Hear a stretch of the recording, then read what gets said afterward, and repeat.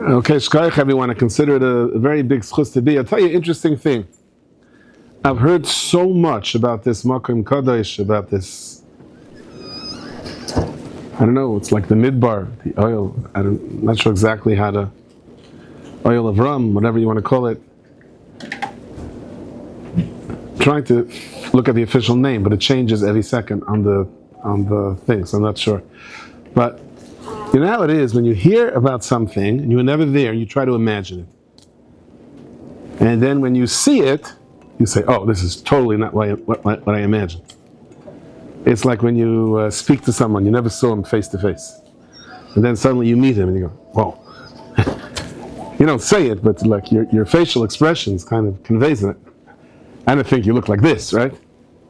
So I want to tell you, I've heard so much, but so many people that were helped over here and so many people that made this part of their lives, and I got to tell you, this is exactly what I imagined. There are no surprises. It's just interesting because it's so unique, and I think it represents real Metzias of Golus. This is what we're supposed to be. In Golus, we're not supposed to be in houses. We're supposed to be in tents. Right? That's it. We're supposed to be in a temporary setting until the Geula comes. And the more we dig in and we build fortresses for ourselves, then the more the Rebbeinu Shem has the problem of sending a shluchim to remind us that we're in a temporary setting. But why have to go through all that problem? L'chatchila, we're in a temporary setting, but it shows you how a temporary setting can be so warm, and can be so geshmak, and can be so inviting, and can be mamish like an oil of Avraham Avinu. So it's a tremendous schus to be here, and I thank everyone for giving me the schus. So they say that there's the UN conference going on now in Manhattan, and after the one night, I can't vouch for the authenticity of this story, but they say that one night a bunch of people from different backgrounds got together, to get to know each other. And they made up, they're going to sit down, everyone's going to bring their thing. And there was an Italian gentleman, he brought spaghetti, pasta, with a good ashgacha, whatever. And there was a French gentleman, he brought wine. Also, I don't know, that worked out, the ashgacha, but whatever. There was someone from Switzerland, he brought chocolate. There was a man from China, he brought rice. And then there was a chassid that came, and he brought the whole shtibel. Brought everyone else to join him. I think that's what Klal Yisrael is. We look at a tent, the mile of the tent as opposed to a house, in a way a little bit that's what a sukkah is that it's very easy, expandable. It opens up for the need. You told me a story that he was in Uman, and he had the pleasure of standing 7 hours in the sun, waiting for 2 border guards processing 50,000 people or whatever it was. And there was a whole balagan with the flights. And as you know, I don't know exact details. I'm just repeating, hearsay what I said. But this is what he was telling me: that he was on a flight, and delay after delay after delay after delay, and then they realized that the plane would come in right before Shabbos or Mamish Shabbos, and they didn't let you off the plane at that point. And communication was difficult, and phone calls were difficult, and the people, they mechazik each other, and they were in Uman, you're not supposed to supposed to carry you through the impossible in difficult situations. But Lamai said they did get word to Askonim, and there was a plan. And the plan was, at least for the flight that landed in JFK, that they were processed immediately, that the customs people were there, Dina Shel Chesed, they accommodated, and there were buses driven by non-Jews, because Jews can no longer drive on Shabbos. Before they got upsack, before 72, they could still do it.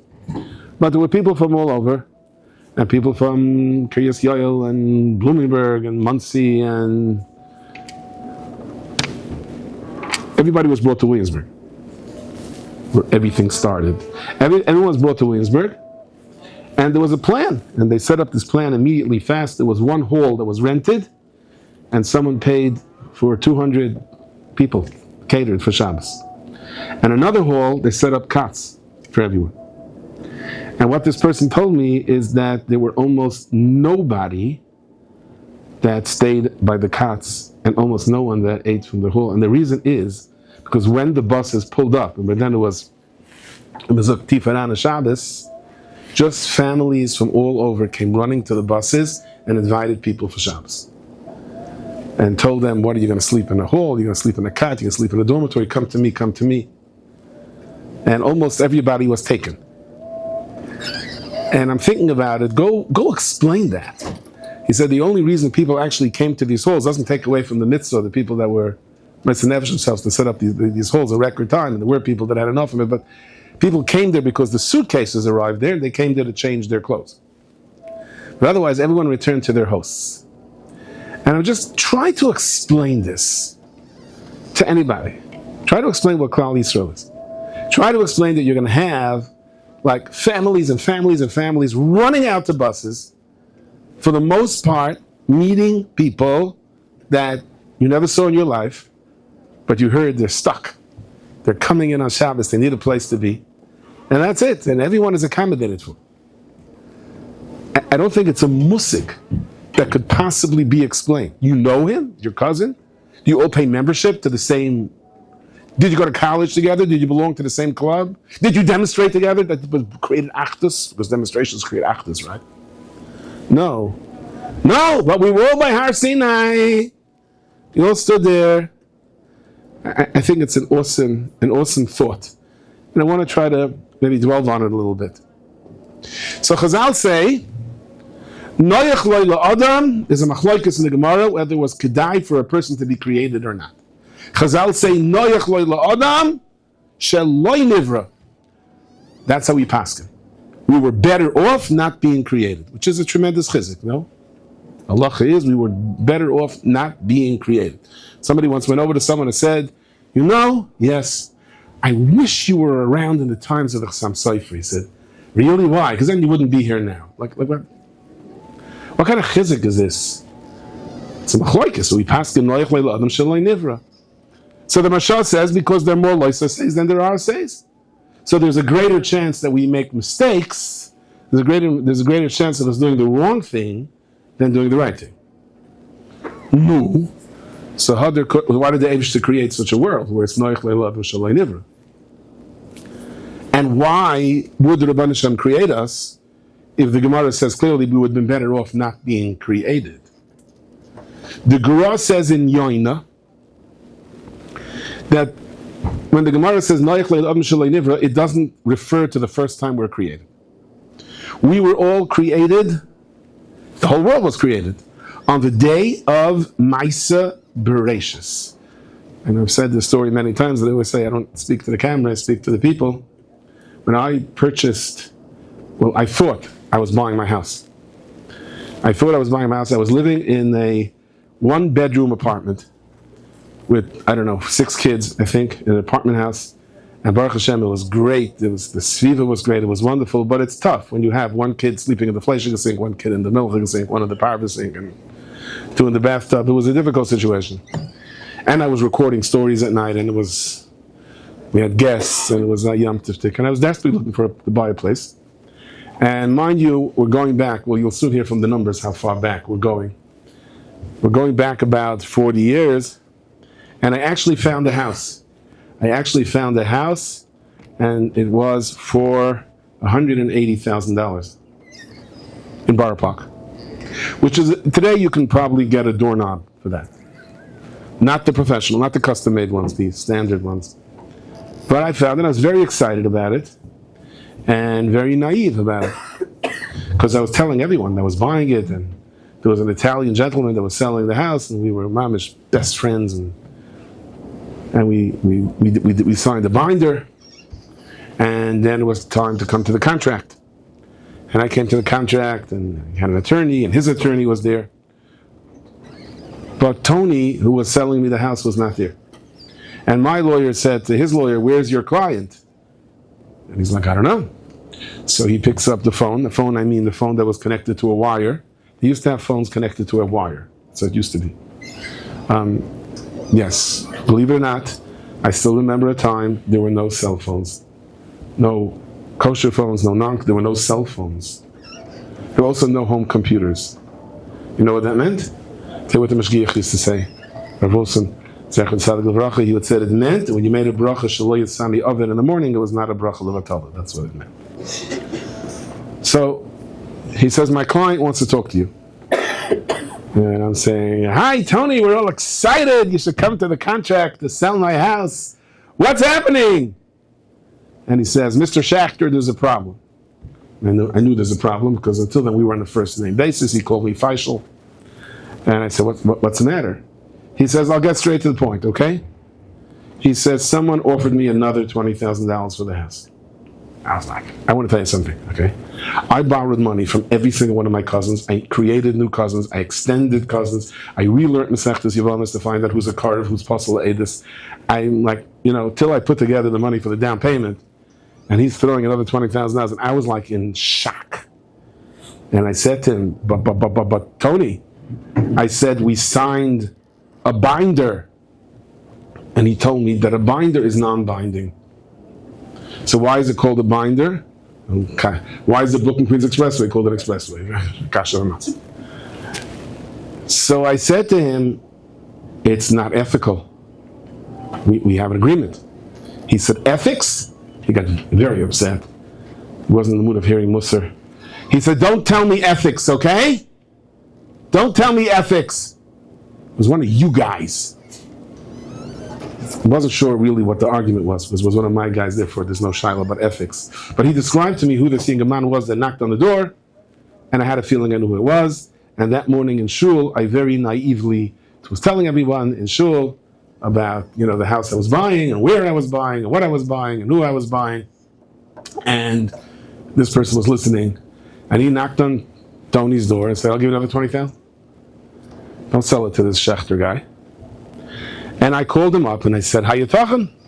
And he said, too bad. And I said to him, what about some Yiras Shamayim? He says, Frim! He says, I drink Chol of Yisrael, a Makbid, Tana Rishon Matzahs. Yes, I have my chimris, you have your chimris.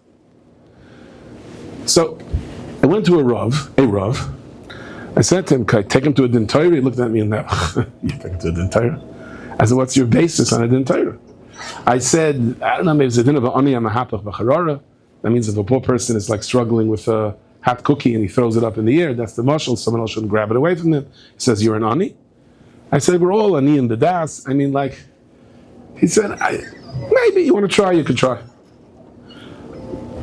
But I wouldn't recommend this, I wasn't sure. So I went to the Mashgiach, Rav Wilson, and I told him this story. He said, okay. Okay, what? Okay, so it's not your house. But it was my house. No, it wasn't your house. If it was your house, somebody else wouldn't have bought for $20,000 more. It's a sin and it's not your house. I said to him, but you think I should take him to a Din Torah? He looked at me and he said, how old are you? I hate when people do that. You want to tell me something? Don't tell me how old. I thought, are you a baby? That's not what he meant. So I told him how old I was. I don't know, my 20s then. It was like last week, 2 weeks ago. A little more. So he said to me, let me tell you how old you really were, okay? So I don't know what year it was, but let's say it was Tuf Shin Samach Vav. So he said that you're really 5,766 years old. You're Tuf Shin Samach Vav years old. So I was a little surprised that I was 5,766 years old. I was wondering why my back hurts me. And of course I was thinking like a Jew. I said, I could have been collecting Social Security for 5,000, 5 years. Where was I, So I said, what does Mashgiach mean? So he said, I want to tell you something. All the neshamas in the world were created on day number 1 of Ma'aseh Bereshis. The Eibusher said, Nasa Adam, every single neshama, the entire world, the entire bria, that was ever born, that is living today, that will be born until Mashiach comes, until the time of Tchias HaMesim, was all created at day number 1. So I said, but some people were born Adam Arisha and Cain and Hevel. Some people were born of Avram Avinu's time. Some people Moshe Rabbeinu's time. Some people the Rambam's time. So he said, without getting into the Inyan of Gilgal, but Pashtus, the Eibishter had a plan when all neshamas should be by Har Sinai. So all the Yiddish neshamas were brought together, and we were very definitively, we were told clearly what each would chalak. But the same issue for the entire world. There's a plan when everyone has to be born.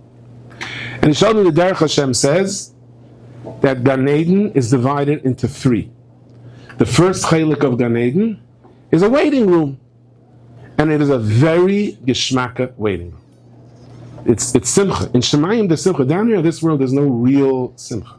There is no real simcha. You get a brand new car, simcha, until someone scratches it, right? Then the tsar is 1,000 times more. There's no real simcha in this world. It doesn't really. There's marbe nechos and marbe daiga. That's how it goes. I had a car. Finally leased a car. A lot of legends on my Astro that lasted many, many years. I finally leased a car. I had it 3 years. The end of the 3 years was in the middle of COVID. He told me it's very expensive to renew the lease. And the person I was working with said, you're much better off just buying the car. So buy the car? Me, a 3-year-old car, doesn't pass. It's too, if I buy, it's a 10 years and up, you know. He said, no, buy the car. Your payments will be more or less the same. There's not going to be, the payments aren't going to be that much different, he said. Only chalik is, you won't get a new car every 3 years. Okay, but because you're going to lease now a new car, it's going to be very expensive. So I said, okay, how do I buy the car? He said, nothing, sign this paper. So I, signed the paper, fine, bought the car. And now it's my car.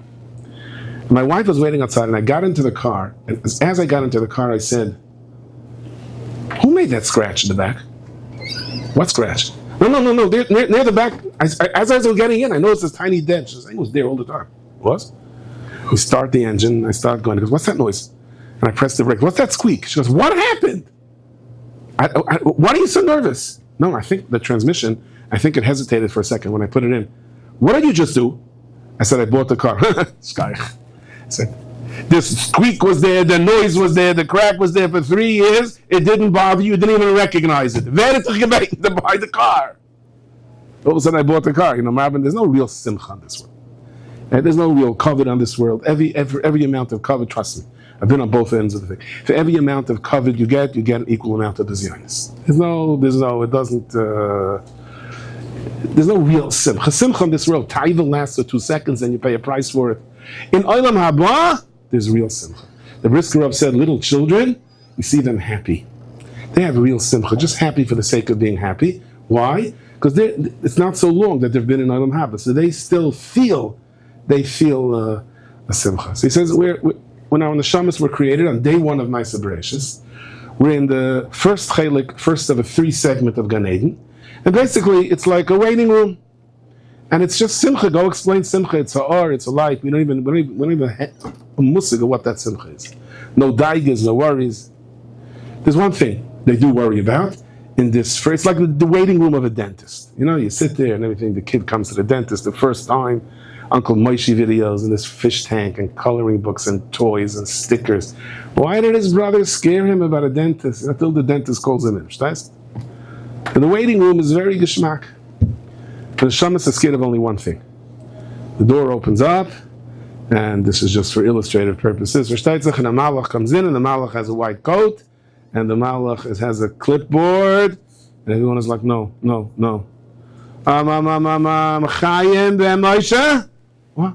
What? And it goes to the malach. Hi, come here. Me? Yes. Sorry to tell you. What? I have to tell you. You're going to be born. No! And the shaman starts to cry and mamish. As the Medrash says that the fear of being born is greater than the fear of death. The fear of death is, for the most part, is the fear of the unknown. The fear of being born is the neshama knows what the stakes are down here in Shemayim. And it's like when people run over and the neshama faints, I don't know what happened, they run over and sit shiva, mamish, and they say, Amokam, Yinachem, Eschem, Eibish, help. You know, you'll make it through. What should we do? You're going to be born. And the neshama cries and pleads and begs. I didn't ask for this. I'm very happy to stay here. And the neshama is brought before the Kisei HaKavod. And the Eibishter says, Chaim HaKadosh, the Midrashim and Parshas Vayakol, Pekudei, Derech Hashem, putting together like a picture. And the Eibishter says, listen, Bal Karcha Chatachai. There's a system over here. And every single one is, we all have a role in this world. And if we wouldn't be here, then there wouldn't have been a Matan Torah. It's the state in the Maral. The Eibishter needed everyone there by Matan Torah till Mashiach comes, and everyone was assigned their role. If we wouldn't have had their role, we wouldn't be here. The whole thing wouldn't have worked. It's a set. There's even a mashal. You pull out a branch of a tree. He pulls out a branch of a tree, and the whole tree crashes down. You want the whole tree to crash? You have to be born. You have to be born. You have to go through what you have to go through. Sinishda vos reden. That's it. You're going to be born. The Eibishter says Menachem the Neshama. The Eibishter says, see the Svarim Shank? Whoa, a lot of Svarim, biographies. We don't like biographies so much. Take out that one. No, that one. The one before. The story of me. There's a story of me? Yeah? There's a Vahid Yemei, there's a Megillah for every single person in this world. Story of me. Whoa. Open it up. They open it up the first page, and I see a whole tree, a whole hichas, from Har Sinai until Mashiach, and there's a circle, you are here. Okay? And turn the page weiter, and I see, such a cute baby. Wow, it's my upshare, and I'm so cute. That's my cheder. And there I am sitting by the Menal's office. Let me turn this page quickly. And, there's my bar mitzvah. Yeah. Keep turning the pages. My chuppah. Yeah. That's my shviger. Yeah. Oh, okay. That's it. Turn the page. Yeah. And you keep turning pages and turning pages and turning pages. And some pages are white and some pages shine. Some pages seem black and some pages seem gray. Some pages seem cloudy. Some pages seem clear. Some pages even seem empty. That's Bechira, whatever Bechira you do. And I'm turning the pages, I'm up to page 120, and I say, who's that cute old man walking over there? Aziza Zaida, who is that? Me? Oh, that's me. Yeah. And that building? My nursing home. Okay. Yeah. And says, listen, what about the empty pages? Certain things I can't tell you, but there's Bechira, there's whatever Bechira and Yediyah there is, okay? It says you have to be born. And you have to go through what you have to go through. So Mashgiach told me certain things are in that sefer. The Arizal says Bas Ploini Leploini is not just who you marry, it's every zivuk, every person you have a meaningful connection with, a mundane connection with, any person you meet, everything is a zivuk Menashanai. But very, very clear, the Gemara says, the Midrashim say, the Zohar says, very, very clear, it says, Bayis Ze Leploini. I have my shvuger's father, Rabbi Kastins, Zalzan Gesittenstag, told me a story. He lived in the Bronx. He was by the Urzhavet Rebbe. The Urzhavet Rebbe was an Amshabar Richa Kodesh, the Ber Moshe. And he went over to him and said he wants to buy a house in Borough Park. And the Rebbe looked at his kittel, he said, don't buy that house. Because it's not your house.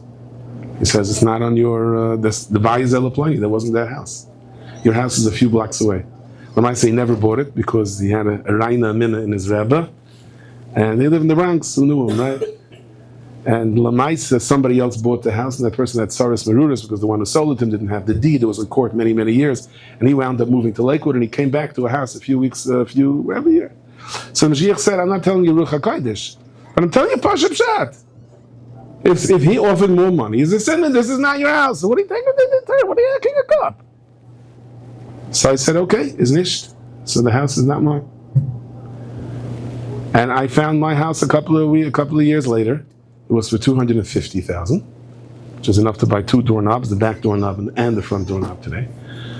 And I had a shtickle, my avodah was not to have a tina believe that I spent another thing. Now, I was sure that there would be a storybook ending to the story. The man who chopped my house is going to go in the first time he opens the boiler, kaboom, But it never happened. Baruch Hashem, the boiler was good. I will say that I had something which you can't buy, and it's not in the real estate manual, and it's really hashgacha that I had very, very good neighbors. They were a very, very good influence on my children. I hope my children were a good influence on them, and that's worth all the money in the world. And granted, the person that did buy my house had an issue with one of his children that was based on it. I don't want to get into it. So the point is that we're here. But we're not here only for the first. I do stories. And people sometimes ask me, what program do you use for sound effects? I said, I don't use program. No, but you have sometimes sound effects, geschmack sound effects. I said, Yitzi Erps, Zank told me how to do the sound effects. We do it. I don't know. He says, well, I hear lightning and thunder. His secret. That's how I do my sound effects. You know what I mean? Lightning and thunder. And if you want it to rain, you take a piece of plastic, you get a piece of paper, it's storming. The rain was coming down in buckets. It works, I have a whole bunch of them. So I do shiurim, and I'm in a little room. I have an office in the Cheder, and somebody wanted me to do a story about his Zayda in the Siberian prison camp. And I said, okay, I needed to be quiet then. And I'm going to wait for Friday afternoon. The kids, thank you very much. I need the kids to be home from Cheder, and then it'll be okay. So Friday afternoon, I'm about to start the story. And my mazel is that my room is right next to the bathroom. And all of a sudden I hear zetzing and banging. Such zetzing and such banging you can't imagine. And there's two Russian plumbers, and they're screaming at each other, banging away. And I said, what do you want from me? So I called the manager, and I said, what are you doing to me? And the manager says, when do you want me to do? When the kids are there?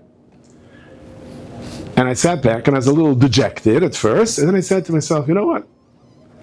Practice what you preach. Moshe HaKadosh says, Memtsukaseyem yatzilem.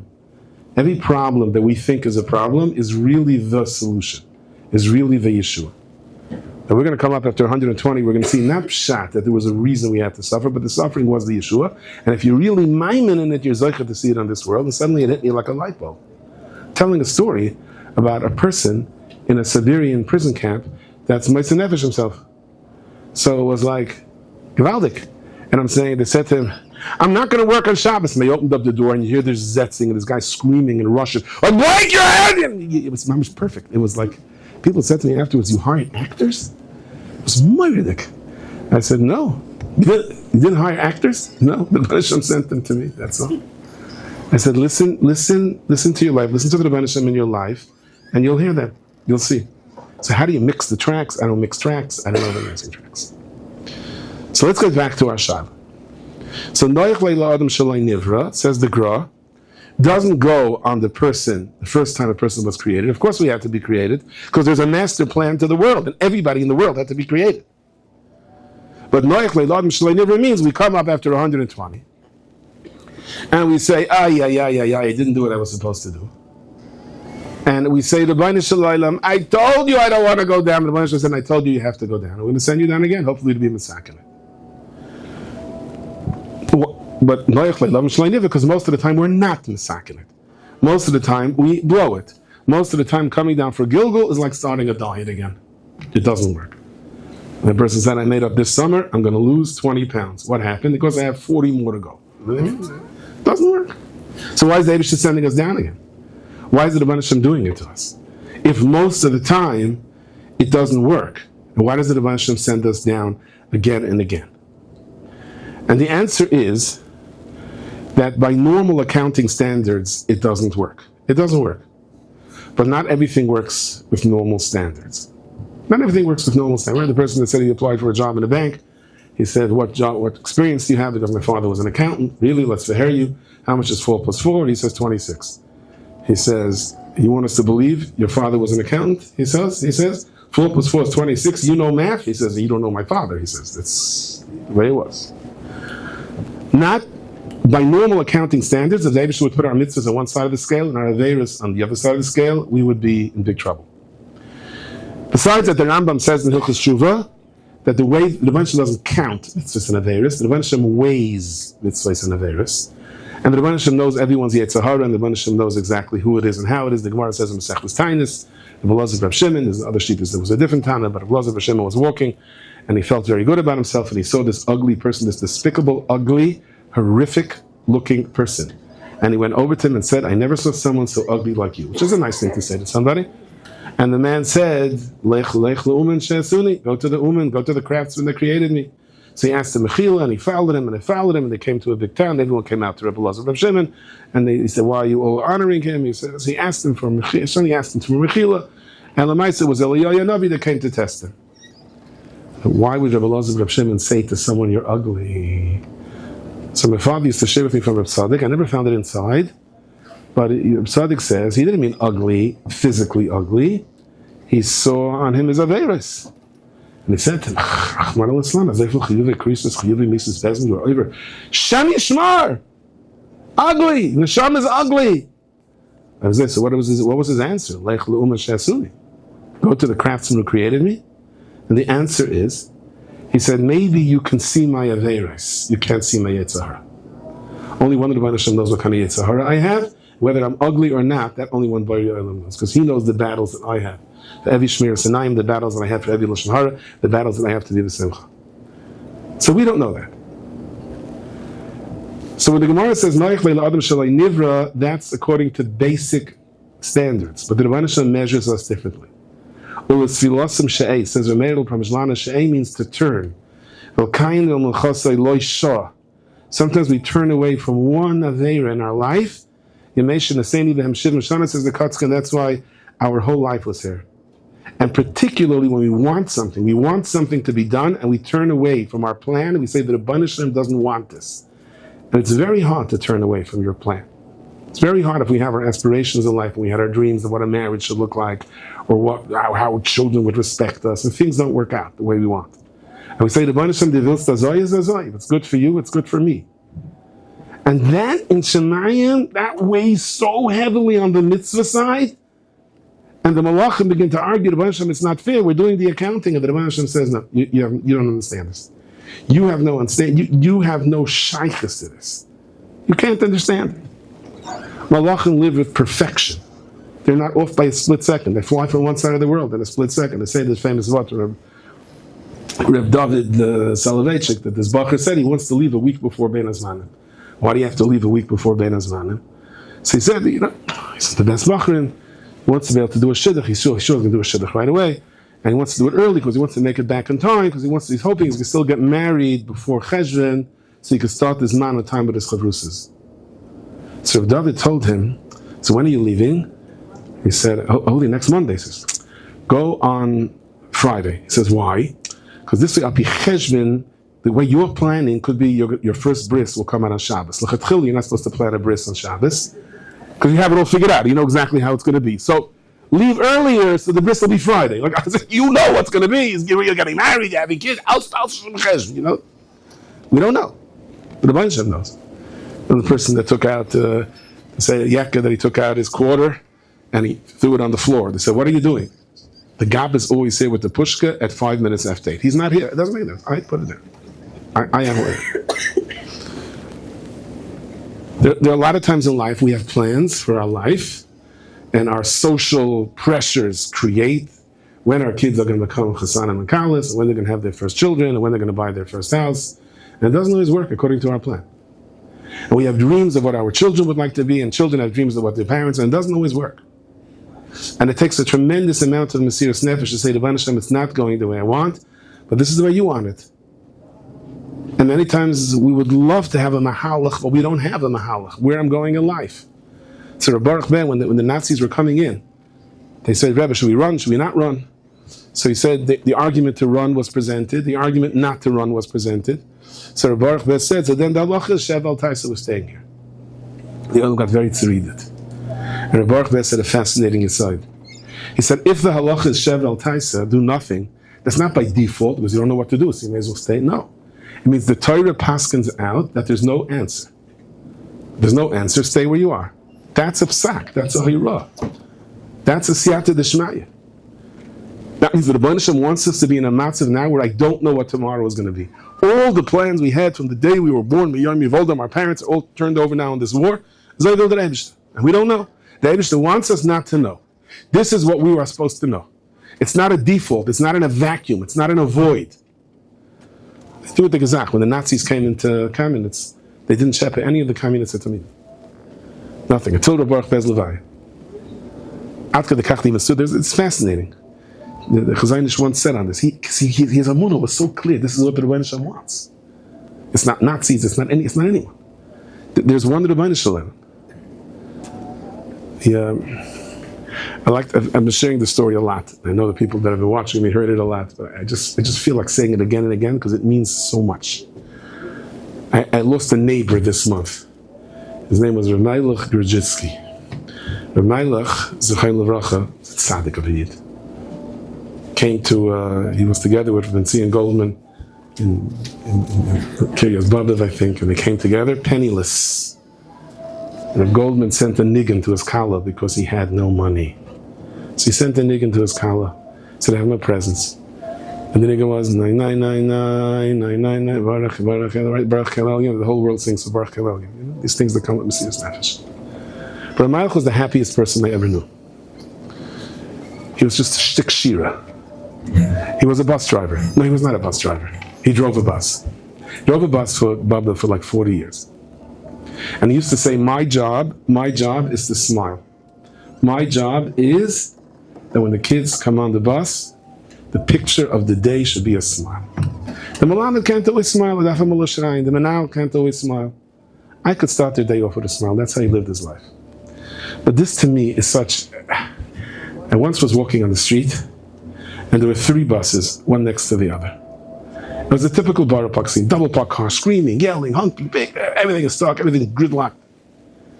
And he's in the middle bus. There's a bus in front of him, a bus behind him, and he has a big tillum on his driving, on his steering wheel. He's smiling. I said, what? Why are you smiling? He says, everyone's honking and screaming. He said, now, if I honk, it's going to make a difference. He said, I look at it this way. Somewhere on these Borough Park streets, there is a young Weibel whose husband is in Kail. She teaches in high school in the morning. She does private tutoring in the afternoon. By lunch, she runs to pick up the baby at the babysitter. She runs home, waits for her kindergarten kid to come off the bus, takes them both to her mother-in-law, then runs back to a tutoring job. And she's running late today.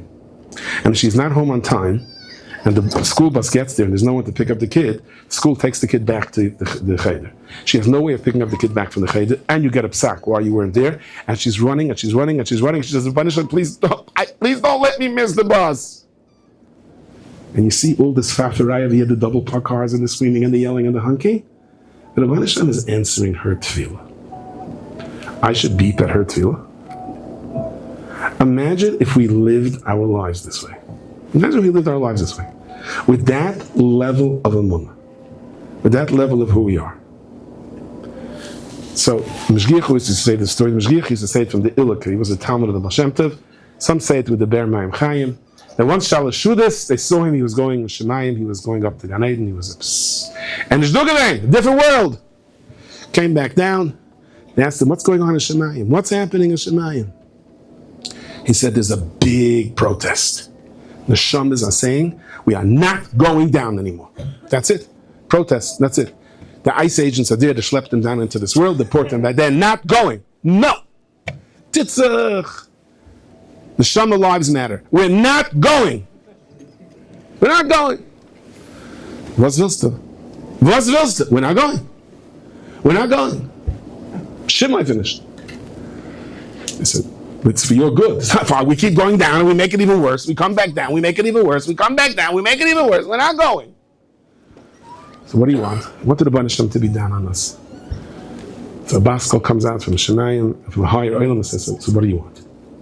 They say, Rebbeinu Shalom, give us one thing. Give us one thing, that if we go through this one thing, one Nisayan, then you have no more tightness on us. So the Rebbeinu Shalom said, go through your whole life, without once saying the word, if only. If only my parents would have been different parents. If only my Rebbe in 3rd grade would have not been so strict with me. If only my father would have had money. If only I wouldn't have done this shit. If only I would have... If. There's no if. Whatever is. Doesn't mean we shouldn't try to make our lives better. Doesn't mean we can't try to fix things. But whatever is. If you can do that, even at your most trying times, when you lose your house, when people are hunking on both sides, and it comes in many different ways, not just in buses and cars, and the Rebbeinu Shalom says, I'm lechel everything else. And that's the teretz. That's the noyach leila adam shalai nivra, if you go by normal accounting standards. But if you rise to the kayach and you say to B'nai I'm coming into Yom Kippur, there's so much in my life. I was so hoping I wouldn't be where I am now. I was so hoping to have been someone else, somewhere else. It doesn't seem to be happening. You know what, Rabbi Shalom? It's not his fault, it's not Yenna's fault. This is the way it is. I don't have to understand everything. Who says I have to understand everything? I once had the pleasure to go around Rabbi Yankele Galinsky collecting tzedakah. It was one of the most special nights. We knocked on the door, and the gvir, and I showed him there's a sign that says you could only come certain hours. He said, don't teach me how to do anything, okay? And the door opened up, and out came a man, and a little kid, and he said, "Man tata's nicht in daheim. My father's not home."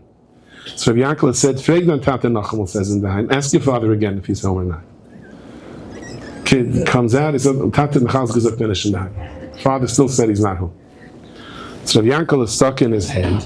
Yankele is stuck in his head, and he said, whatever the person's name was, he said, "Beryl, Beryl, as when you zent in daheim, zent nicht in daheim. If when you're home, you're not home. What's going to be when the day comes that you're not going to be home?" And all of a sudden, Beryl showed up. Came through the chimney. Unbelievable. Whoa. And the two of them started going at each other. You can't imagine. Can't imagine. Killing each other. You have a koil, what are they koiling the line? They don't know anything. They don't even know the Aseres Yemei. So Yankele didn't flinch. He said to him, I see two of the Aseres Yemei you know. He says, "Yeah, which ones?" He goes, "Anoichi and Lo Yilecha." That you know. When we were finished, the time we were finished, he gave him a very nice check. We walked out, and Yankele told me, he said, "I'm in the Vardiga." I was in Siberia. They threw me to the polar bears. I learned one thing. The bigger the challenge, the bigger the brach. And he told me a story as we were driving on to the next person. He said, I once came to a very fancy neighborhood and knocked on the door. They said, "You don't have an appointment." So I told them, "I want to ask you something. If a fisherman goes to catch fish, does he make an appointment with the fish?" "Of course not. Then he wouldn't be here." Okay, they said, "We're in the middle of a Sheva Brachas." So the Yankele said, and maybe I could say a few words with the Sheva Brachas. They said, "Wait in the back." So he waited in the back, and he neglected to tell him that he had a swimming pool in the back, and it was very dark, and suddenly there was no sound effects. There was a real splash. He's filler. He says, he's a short person. I know how to swim, but still, I never really swam in my frock and my hat. But it was a little interesting. And everyone came running out. And they threw him the thing, and they took him out. He feels so bad. He said, "Don't feel bad, don't feel bad." He said, "I have an Indian. Whenever I speak by Sheva Brachas, I go to the mikveh first." He said, "When did this minig start?" He said, "Tonight. It started tonight." I said, "I documented." He said, "I'm about the Ebrish to put me here as a simon. That's where I have to be." So Lemaisa, he said, they gave him a very big check. He asked him, "Why are you giving me such a big check?" So he told them, "We feel so bad. You fell into the pool." So he said, "Could I jump in again?" I said, No. It's only when you fall in." So he said to me, so Yankele said to me, he says, "Surahs that a person does for himself, I can't talk about. But if the Rebbeinu puts you into the pool, then you should know here's your bracha. Then you should know here is your bracha. Here's where it comes, where something else doesn't come. But we don't always understand why, what, when, how, where, why are we here?" I always like to say the story. Shem Kodesh Taiches, Shem Tzadik Gever Kanonu, the Darka Yechbatz. We go to a certain place. You think you're going there to look at a property, to buy a house. You think you're going there for a shidduch. You think you're going there for a certain reason. But the Rebbeinu knows you're there for a totally different reason. Because we don't have the whole picture. So the Darka Yechbatz, we're doing it because the Rebbeinu wants us to be there. So of course you don't understand things. So I said, I went once on one Chalamoid, someone said, take your kids to a golf course. There's a golf course all the way down in South Brooklyn. Big golf course. I said, what's up with golf? I don't even know how it works. It's like you hit a ball to a hole on the other. No presidents play. He says, I don't even have such a hat. Make America great. He says, no. When you rent for the golf, you pay by the hour, and you get the golf cart. And every kid's dream is to drive the golf cart. Right? And how many bucherim are sent home every single year for driving the golf cart? I said, okay. So I went with my kids. And we're there, and it's like and if you guys just explain to me different golf clubs and the caddies and whatever you say, shiny insurance papers. I keep asking, we're getting the golf cart, right? He says, yeah. Because then all the kids were walking out, and I'm driving out this golf cart, and I'm saying, this guy's going to chop what I'm doing. He's going to come running and shigging. This is not an amusement park. What are you doing? Get the kids out of it. And we're driving along, and the kids say, can we drive? Can't drive. No, wait a minute. Let me just get out there. And the guy's running after me. He's going, sir. I said, here we go. He goes, get at it. He runs to me and goes, sir. I said, yes. He goes, you forgot the golf clubs. I said, oh, I'm so sorry. Of course I forgot the guy. I wasn't there to play golf, right? So how many things are there in our lives that doesn't work out the way we want? And we say to Hashem, how could you do this to me? Hashem says, I'm not doing anything to you. You have to have an amina while you're here. You have to have an amina. If you have an amina while you're here, then the world is different. So I got this idea from my friend Yonis Schwartz, but more or less, every once in a while I like to do it. Take a sign that's full of advertisements, especially this time of the year, and read it, not each advertisement, but read it across the width, going from one ad to the other. And it's going to look like something like this. 4 Abraminim are willing to build your sukkah and your self-esteem and take care of your parking tickets through losing weight, 1 shot a day at your boss, and add an additional cell phone for $22 a month for the first 12 months at the GNR summer clothing sale, while cleaning your car for Pesach during a free consultation for tooth implants performed by Chesky one-man band. Tickets available for all those to see as your teeth are being put in the Hasidic and modern bungalow colony. Implants guaranteed first 4 weeks. Will change your shalom bayis forever. Restrictions apply. Makes no sense, right? Let's start reading it the other way. This world to us makes no sense. The Rebbeinu reads it the other way. But the Rebbeinu wants us at one point to say, you know what, Rebbeinu, it doesn't make any sense to me. To me, it makes no sense. You know more than me. I'm a vatal myself. I steht in the Basayim, steht in the Marnayim, steht in Kamas, Sidish Asfarim, Bemis, pieces of Mesul Shishon, Chayvus Lavavas, just have to read it right, but they're all saying the same thing. The point that a Yid says, Rebbeinu, I don't get it, what's happening in my life. I don't have to get it. Because after 120, I'm going to go, of course. I wasn't there to play golf. But the fact that we're still down here, and to us it doesn't make any sense that I don't have golf clubs. What are you doing to me, Rabbi Fischel? And I'm saying, Rabbi Fischel, you know better. That bittul darachna to HaKadosh Baruch Hu erases all of our averos. That tilts the scale. By normal accounting standards, it's naich leila adam shalei divra. But during this nekuda, then the world is different, and life is different. My father, Scheiner went into hospital Friday night, whatever, he burnt himself. Oh, shrekel chumais. They came. Remember, the Hatzalah people came into the Beis Medrash, right, Davin, and I was saying to myself, never, who are they going to? Then they came to me, and I went running out. I got into the ambulance Friday night, and I was very scared. And we went to the burn center in Manhattan, and that's all the people came out. They were with us a little bit in the emergency room, and then they left me. And I had a little bag with a box of matzahs and a jar of fish, and a little bottle of grape juice, and a doctor came out, an intern, and he said, "Your dad's not going to make it." Because we had 70% burns over his body, plus his age is 70 years old. There's 140% chance. That's the way we work it. And he walks away. I'm like, what? I don't know. And I followed him. And he's sitting by the computer. I said, "What? Can you explain to me what you just said?" He goes, "You see him having dinner now?" And I walked out, and my father was Nevadaga. There's a bells in Nevada, it's a different story. And the nurse came and started asking questions. He said, "Are you Jewish?" She says, "Yes." "What's the difference?" Doesn't want him to write on Shabbos. He's not answering her questions. I said, "Tata, please." And all of a sudden you can't stay here now, you can't stay here, you can't stay here, you can't stay here. They wheeled him into a different room. I said, I don't have where to go. That's not our problem. Out. Before I know it, their security is escorting me out of the building. I'm in Manhattan, Friday night. I don't know where to go. I'm not mamish out of the building, I'm in the main lobby downstairs. So I have my little, I said, let me make kiddush, let me get my bearings. And I'm looking for a sink to wash. It's very hard to find a sink to wash because everything is electronic. And I come back and there's a homeless person, the matzah's all over him, his hands are in the fish. He goes, "Oh, I'm sorry, it's yours?" He said, "No, you can have it, it's fine." And I'm mamish like, this is it, you know? I was never so alone in the world. And I don't know what I'm supposed to do for my father. I scun him, I call, who am I, what, when, where? And I sat down on the couch, and I closed my eyes, and I just started singing all the Shabbos mirrors. Mamish, from beginning to end. I'm not much of a singer. I said, "Bunch, it's between you and me, what should I do?" And then I turned around, I went back upstairs. And it was a 10 flights up. Every couple of flights I stopped to rest. And I saw a bacher sitting there, Friday night, watching television.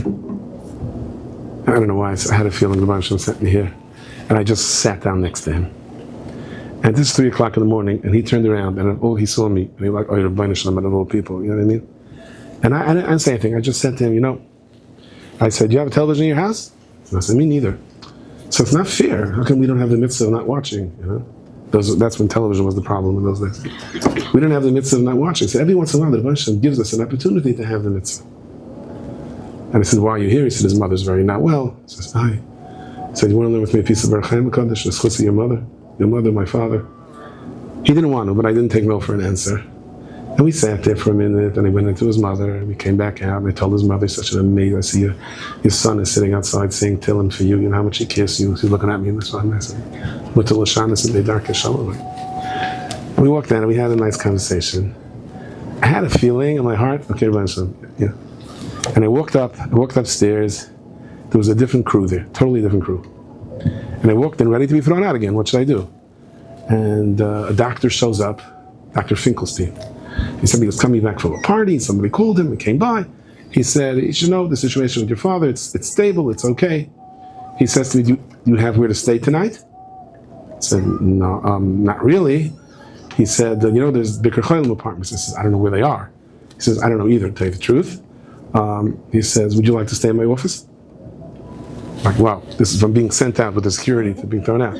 And I went into the office, and a nurse came in with a blanket and a pillow. I didn't sleep much that night. But I said, "You know what, Rabbi Shalom? You have to reach that moment where it looks like the world is caving in on me. The world is coming to an end. Dark curtains ascended all over. There's nothing. I'm alone in this world. Hakainanish! Except you, Rabbi Shalom." And at that given moment, if you can sing Zmirais, if you can hold out, then the world begins to open up. And whereas by normal accounting practices it should have been Leich Leila Adam Shalai Nivra, you become the reason that the Rebbeinu Shem is proud of. And the Eibishter says, that's a ganz gid geloint, says to the Malachim, that I created you. A good gebenchiar, a gemar chasim tag.